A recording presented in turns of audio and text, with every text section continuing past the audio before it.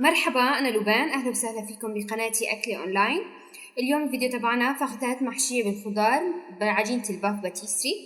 أكلة دائما عندي منها بالفريزة وجاهزة لأي مناسبة بتجيني فجأة. طيبات كتير بتمنى تجربوهم. المقادير: باكيتين من عجينة الميل فوي هي نفسها الباف باتيسري، 4 حبات فلفل خضراء، 4 حبات فلفل حمراء، 3 معالق مايونيز، نص كيلو جبنة قشقوان، كيلو فروج مسلوق، نص كيلو فطر، نص كيلو ذرة. البهارات: استعملت معلقة صغيرة ملح، ربع معلقة بهار أبيض، ربع معلقة جوزة الطيب، نص معلقة كاري، نص معلقة زنجبيل مطحون.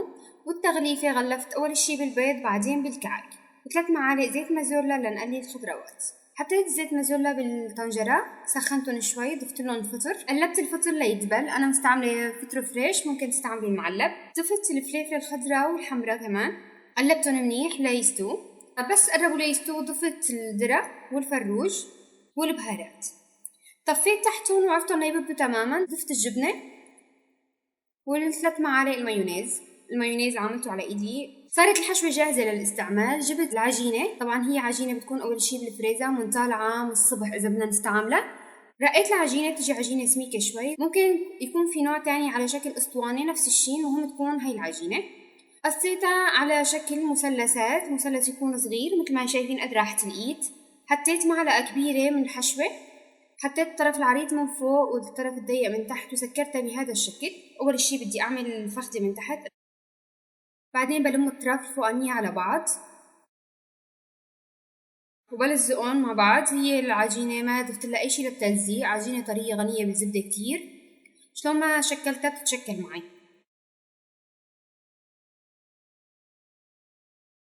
عم بعملها على شكل فخدة، بصفها بالصينية. الصينية حاطة تحتها أكياس نايلون،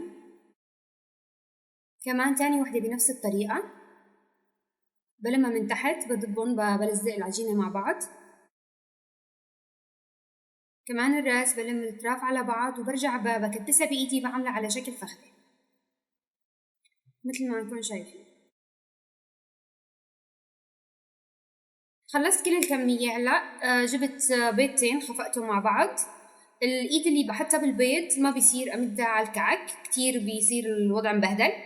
فإيد اليمين عم بحطها بالبيض واللي التانية عم بغلف فيها الفخدة. صفيتهم بصينية مبطنة بكيس نايلون. كل طبقة كل ما تخلص أحط كيس نايلون وأحط الطبقة اللي بعدها. حطيتهم بالفريزر لتاني يوم، طالعتهم صفيتهم بكياس مونة بشكل مسطح وحطيتهم بالفريزر مرة تانية.